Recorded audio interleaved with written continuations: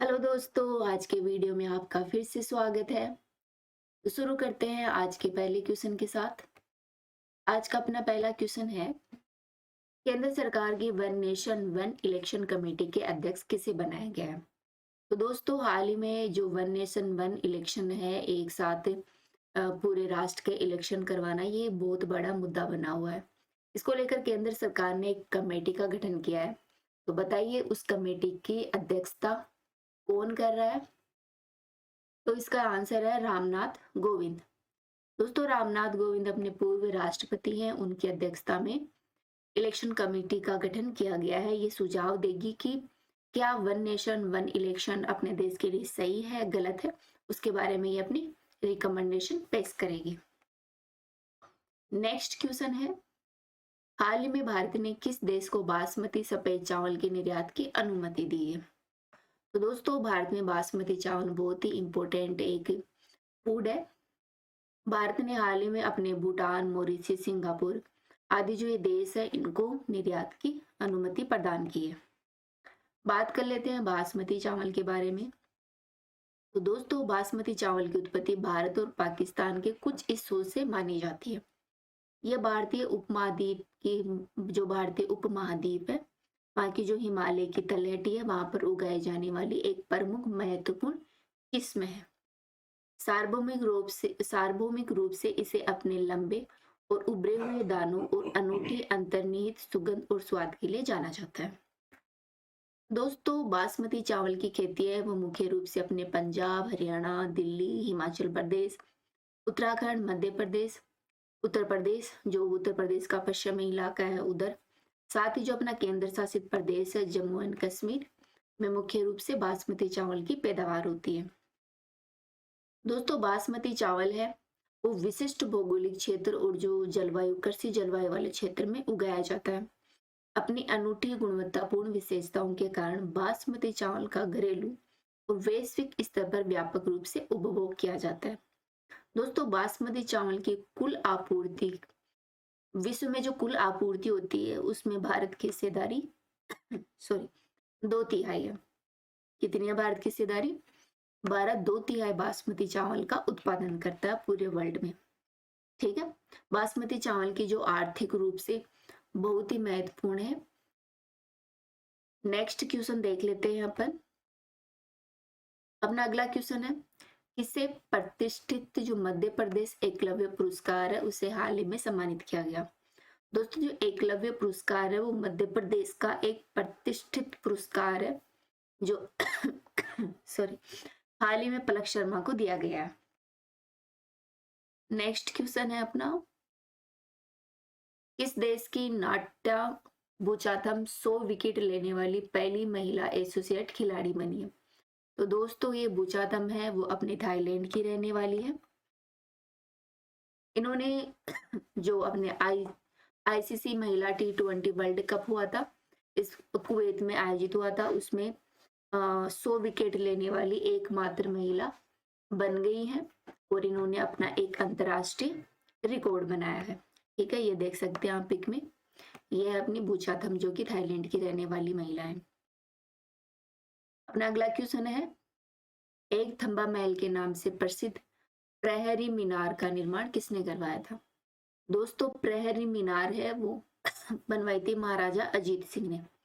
इसने बनवाई थी महाराजा अजीत सिंह ने इसका निर्माण करवाया था। ठीक है, इसे थंबा महल भी कहते हैं, साथ ही प्रहरी मीनार के नाम से भी इसे जाना जाता है। दोस्तों, यह जो थंबा महल है वो अपने जोधपुर के मंडोर में स्थित है, जो कि एक 3 मंजिला भवन की इमारत है। ठीक है, ये कहाँ स्थित है? जोधपुर के मंडोर में स्थित है और इसे बनाया था महाराजा अजीत सिंह ने। अगला क्वेश्चन देख लेते हैं, क्वारी नदी का उद्गम स्थल कौन सा है? क्वारी नदी है वो कहाँ से निकलती है? तो आप पहले इस चीज को पढ़ लीजिए, यहाँ पर देख लेते हैं, फिर इसका आंसर आप आराम से दे पाएंगे। दोस्तों, क्वारी नदी है वो शिवपुरी पठार से निकलती है। कौन से पठार से निकलती है? शिवपुरी पठार से। सिंध की यह प्रमुख रूप से सहायक नदी है। यह नदी मुरैना पठार के जल विभाजक द्वारा कुनो और चंबल से अलग होकर पूर्व की ओर चंबल के समानांतर प्रवाहित होती है। दोस्तों यह नदी है वो पूर्व में चंबल के समानांतर बहती हुई जो उत्तर प्रदेश का इटावा शहर है वहां सिंध में मिल जाती है। ठीक है। और सिंध नदी है वो अपनी यमुना की सहायक नदी है। ठीक है। तो मुख्य रूप से जो कुंवारी नदी है वो यमुना की सहायक ट्रिब्यूटरी है। तो अब इस क्वेश्चन का आप आंसर दे पाएंगे कि कुंवारी नदी का उद्गम स्थल कहाँ है। कुंवारी नदी निकलती है अपनी शिवपुरी पठार से। नेक्स्ट क्वेश्चन है, निम्न में से कौन भारत आने वाला पहला अंग्रेजी जहाज था। तो दोस्तों भारत आने वाला पहला अंग्रेजी जहाज अगर आप जानते हैं तो कमेंट बॉक्स में जरूर बताइए। चलो मैं बता देती हूँ। भारत आने वाला पहला अंग्रेजी जहाज था रेड ड्रैगन। ठीक है। क्या नाम है, रेड ड्रैगन। जो भारत आया था वो पहला अंग्रेजी जहाज था। दोस्तों भारत आया था ये अंग्रेजी जहाज, इसे लेकर आया था कैप्टन हॉकिंस ने। ठीक है। 1608 में कैप्टन हॉकिंस ने हेक्टर नामक पहला अंग्रेजी जहाज लेकर आया था। कहाँ लेकर आया था, जो सूरत के बंदरगाह थे अपना गुजरात का, वहां पर लेकर आया था। और वहीं पर समुद्री मार्ग से भारत आने वाला पहला ब्रिटिश नागरिक था हॉकिंस। ठीक है।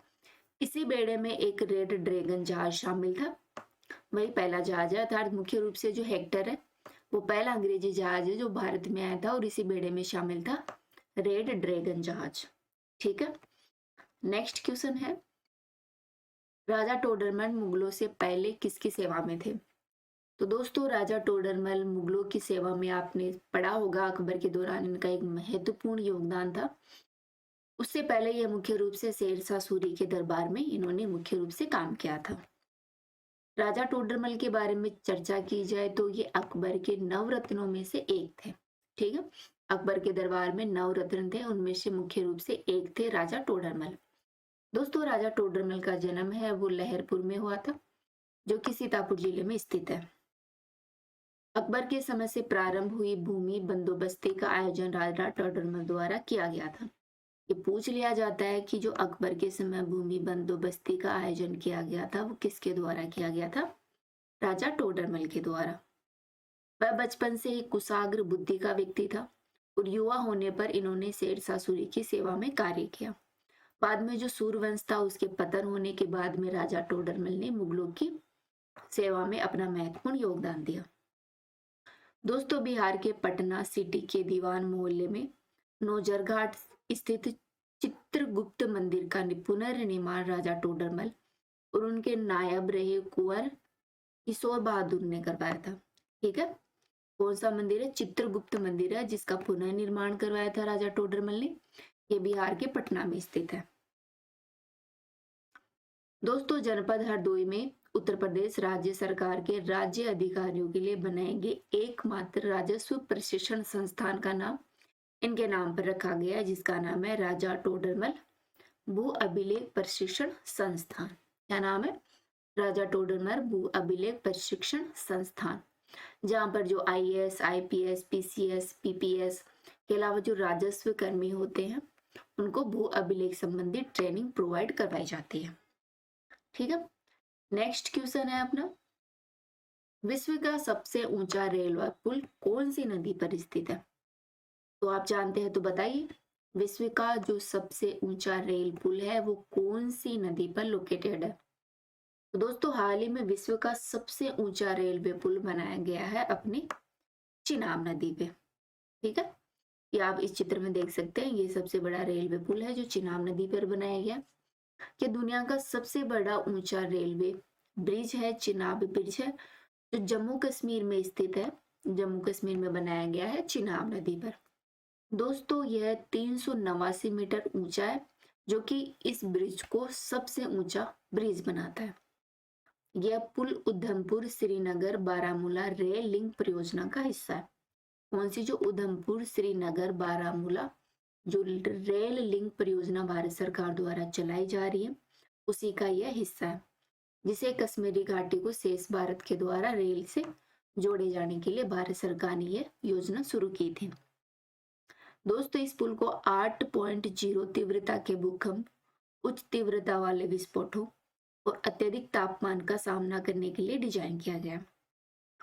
इसका क्रियान्वयन कौन कर रहा है, दोस्तों तो इस पुल का क्रियान्वयन कर रहा है भारतीय रेलवे और कोंकण रेलवे कॉर्पोरेशन लिमिटेड के द्वारा। ठीक है। अब इस क्वेश्चन में अपन ने कुछ नदियां देखी, जैसे व्यास नदी, चिनाब नदी, झेलम नदी, नर्मदा नदी। क्या आप इन नदियों के बारे में जानते हैं? चलो क्यों ना अपन इस वीडियो में इन नदियों के बारे में भी चर्चा कर लिया जाए, अपना टॉपिक कंप्लीट हो जाएगा। सबसे पहले अपन चर्चा करते हैं चिनाब नदी के बारे में। दोस्तों चिनाब नदी है वो जास्कर रेंज के लाहौल स्पीति भाग में जो बारालाचा दर्रा है वहां से निकलती है। कहाँ से निकलती है? जो बारालाचा दर्रा है वहां से जो पास है वहां से इसका उद्गम होता है। चिनाब नदी है वो हिमाचल प्रदेश के लाहौल और स्पीति जिले के ऊपरी हिमालय में स्थित तांदी में चंद्र और भागा नदियों के संगम से बनती है। ठीक है। दो नदियां हैं चंद्र और भागा, उनके मिलन से चिनाब नदी का जन्म होता है। दोस्तों इसको ऊपरी भाग में चंद्रभागा के नाम से जाना जाता है। ये जम्मू कश्मीर के जम्मू क्षेत्र से होकर पाकिस्तान में पंजाब के मैदानी इलाकों में मुख्य रूप से बहती है। दोस्तों जो सिंधु नदी जल संधि है उसके तहत जो चिनाब नदी का पानी है वो पाकिस्तान को आवंटित किया जाता है। इस नदी पर एक बगलियार बांध का निर्माण किया गया है। ध्यान रखना कौन सा बांध है ये? बगलियार। दोस्तों यह नदी जम्मू कश्मीर में दुनिया के सबसे बड़े रेलवे पुल चिनाब ब्रिज को से पार की जाती है। ठीक है। अब देख लेते हैं झेलम नदी के बारे में। झेलम नदी है वो चिनाब की सहायक नदी मानी जाती है जिसकी कुल लंबाई है 813 किलोमीटर। दोस्तों झेलम नदी भारत में कश्मीरी घाटी के दक्षिणी पूर्वी भाग से जो पीर पंजाल है वहां से निकलती है। पीर पंजाल में एक वेरीनाग झरना है, वहीं से झेलम नदी का उद्गम होता है। कहाँ से? पीर पंजाल जो पर्वत रेंज है वहां के वेरीनाग झरने से झेलम नदी निकलती है। झेलम नदी की सबसे बड़ी सहायक नदी है वो किशन गंगा नदी है जिसे नीलम के नाम से भी जाना जाता है। दोस्तों चिनाब नदी में विलीन होकर और जो झेलम नदी है वो पंचनद बनाती है और ये मिठानकोट में सिंधु नदी में मिल जाती है। ठीक है। झेलम है वो चिनाब में मिलती है पंचनद में, और जो चिनाब है वो मिठानकोट में सिंध में मिल जाती है। दोस्तों सिंधु नदी जो जल समझौता है उसके तहत जो झेलम नदी का पानी है वो भी पाकिस्तान को आवंटित कर दिया जाता है। यह पाकिस्तान में चिनाब के संगम पर समाप्त हो जाती है।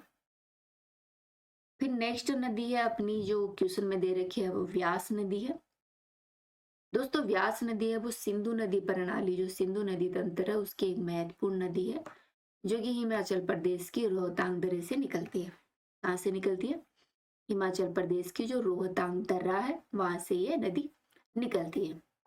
पाकिस्तान में प्रवेश करने से पहले यह नदी पंजाब में हरिकेपट्टनम में सतलज नदी में विलीन हो जाती है। कहाँ मिल जाती है? पंजाब में जो हरिकेपट्टनम है और सतलज में यह मिल जाती है। दोस्तों इस नदी की कुल लंबाई 460 किलोमीटर है और यह नदी हिमाचल प्रदेश में 256 किलोमीटर की दूरी तय करती है। इस नदी के इस तल पर किनारे पर एक मनाली नामक पर्यटन स्थल भी स्थित जो मनाली है, अपन घूमने जाते हैं वहां का पर्यटन स्थल व्यास नदी के किनारे पर स्थित है। इस मैप में देख सकते हैं ये अपनी इंडस नदी है, यूं निकल रही है। फिर आती है अपनी झेलम नदी, फिर अपनी चिनाब नदी। चिनाब नदी देखिए पहले ऊपर से आती है और ये चिनाब नदी जा रही है, इसके अंदर मिल जाती है झेलम नदी। फिर आती है रावी, फिर यहाँ से व्यास। व्यास नदी को देख सकते हैं भारत से निकलती है और भारत में ही समाप्त हो जाती है। फिर सबसे नीचे आती है सतलुज नदी जो कि चिनाब में मिलते हुए इंडस में मिल जाती है। ठीक है। नॉर्थ टू साउथ इन नदियों की देखें तो पहले आती है पहले आती है इंडस, फिर झेलम, फिर चिनाब, फिर व्यास और फिर चिनाब के बाद में रावी, फिर व्यास, फिर सतलुज। ठीक है। इंडस, झेलम, चिनाब, रावी, व्यास, सतलुज। ठीक है। सबसे दक्षिण में आती है सतलुज और सबसे उत्तर में आती है इंडस नदी। फिर इसमें दे रखा है नर्मदा नदी। दोस्तों नर्मदा नदी को स्थानीय भाषा में रेवा नदी के नाम से भी जाना जाता है। इस नाम से ये देख सकते हैं, ये देखिए यहाँ पे देखिए रेवा नदी के नाम से भी इसे जाना जाता है।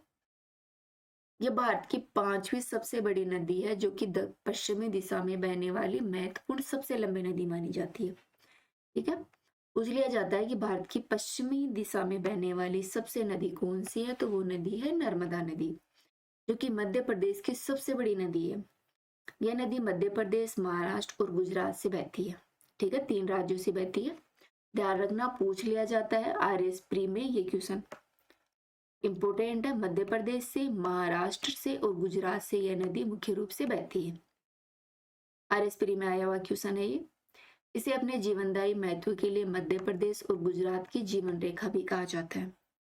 दोस्तों, यह नदी मध्य प्रदेश के जो अनूपपुर जिला है वहां पर स्थित है। अमरकंटक पठार, वहां पर जो मेकाल श्रेणी है, मेकाल पर्वत है, वहां से नर्मदा नदी निकलती है और यह 1312 किलोमीटर की दूरी तय करते हुए पश्चिम की ओर बहती है और फिर भरूच में 30 किलोमीटर पश्चिम की तरफ खंबात की खाड़ी में बहती हुई अरब सागर में गिर जाती है। ठीक है, यह अमरकंटक के पठार पर जो मेकाल श्रेणी है वहां से निकलकर खंबात की खाड़ी में बहती हुई अरब सागर में गिरने वाली महत्वपूर्ण नदी है। दोस्तों, नर्मदा नदी को उत्तर और दक्षिणी भारत की विभाजक रेखा भी माना जाता है। ठीक है, ध्यान रखना, कौन सी नदी है जिसे उत्तर और दक्षिण भारत की विभाजक नदी माना जाता है? वो नर्मदा नदी है। नर्मदा नदी पश्चिम की ओर बहने वाली प्रायद्वीपीय क्षेत्र की सबसे बड़ी नदी है। ठीक है, जो कि उत्तर में विंध्याचल पर्वत और दक्षिण में सतपुड़ा रेंज के बीच में एक ब्रंश घाटी, रिफ्ट घाटी का निर्माण करती है। ठीक है, नर्मदा नदी के उत्तर में विंध्यन रेंज है और दक्षिण में सतपुड़ा रेंज है। इन्हीं के बीच में नर्मदा नदी बहती है और रिफ्ट घाटी बनाती है। यह अन्य ऐसी नदियों की भांति ज्वारधनमुख सागर में बह जाती है। दोस्तों, ताप्ती नदी, माही नदी, छोटे नागपुर के पठार में बहने वाली जो दामोदर नदी है वो भी रिफ्ट घाटी का निर्माण करती है, लेकिन वे अन्य पर्वतीय श्रेणियों के बीच मार्ग बनाती है। ठीक है, तो ध्यान रखना, रिफ्ट घाटी कौन कौन सी नदियां बनाती है? एक तो नर्मदा, ताप्ती, माही और दामोदर नदी, ये 4 प्रमुख नदियां हैं जो रिफ्ट घाटी का निर्माण करती है। दोस्तों, नर्मदा नदी है वो मध्य प्रदेश के उच्च क्षेत्र से होकर बह रही है, जहाँ भूमि का ढाल पूर्व से पश्चिम की ओर नहीं है, लेकिन यह ब्रंश घाटी के कारण पश्चिम की ओर बह रही है। ठीक है, ढाल है वो पूर्व से पश्चिम की तरफ ना होकर पश्चिम से पूर्व की ओर है, लेकिन जो ब्रंश घाटी होने के कारण यह नदी है वो पश्चिम की ओर बह रही है। दोस्तों, प्रायद्वीपीय भारत में केवल नर्मदा और ताप्ती नदी ही 2 मुख्य नदियां हैं जो पूर्व से पश्चिम की ओर बहती है। ठीक है, ये प्रमुख नदियां हैं प्रायद्वीपीय भारत की, नर्मदा और ताप्ती, जो पूर्व से पश्चिम की ओर बहती है। कुछ अन्य फैक्ट की बात करें नर्मदा के बारे में तो मध्य प्रदेश के जबलपुर में नर्मदा नदी एक धुआंधार जलप्रपात का निर्माण करती है। दोस्तों, नर्मदा नदी के मुहाने पर कई द्वीप हैं, जिनमें से अलीबेट सबसे बड़ा द्वीप है। ठीक है, अलीबेट, इसके किनारे बहुत से द्वीप है। It is very important fact. और अलीबेट है वो सबसे बड़ा इसका द्वीप है। दोस्तों, इसकी जल विद्युत परियोजनाओं के बारे में बात की जाए तो सरदार सरोवर, माहेश्वर और इंदिरा सागर जल विद्युत परियोजना है वो नर्मदा नदी पर निर्मित महत्वपूर्ण परियोजनाएं हैं। वही इसकी प्रमुख सहायक नदियों के बारे में बात की जाए तो कौन कौन सी हैं? इसके दाहिने ओर की जो प्रमुख नदियां हैं जो नर्मदा में मिलती हैं वो है हिरन, तंदूरी, बरना, कोलार, मान, उरी, हटनी और ओरसांग प्रमुख है। तथा बाईं ओर से मिलने वाली प्रमुख नदियां उनमें बरनर, बंजार, सेर, सक्कर, दूधी, तवा, गंजार, कुंडी, छोटा तवा, करजन और गोई प्रमुख रूप से इसकी सहायक नदियां हैं। दोस्तों, नर्मदा नदी पर मुख्य रूप से 2 बांध बने हुए हैं, जो कि ओंकारेश्वर बांध तथा महावेश्वर बांध प्रमुख रूप से। कौन से? ओंकारेश्वर बांध और महेश्वर बांध इस पर प्रमुख रूप से बने हुए बांध है। ठीक है, तो इस वीडियो में इतना ही। नेक्स्ट वीडियो में फिर मिलते हैं। Thank you.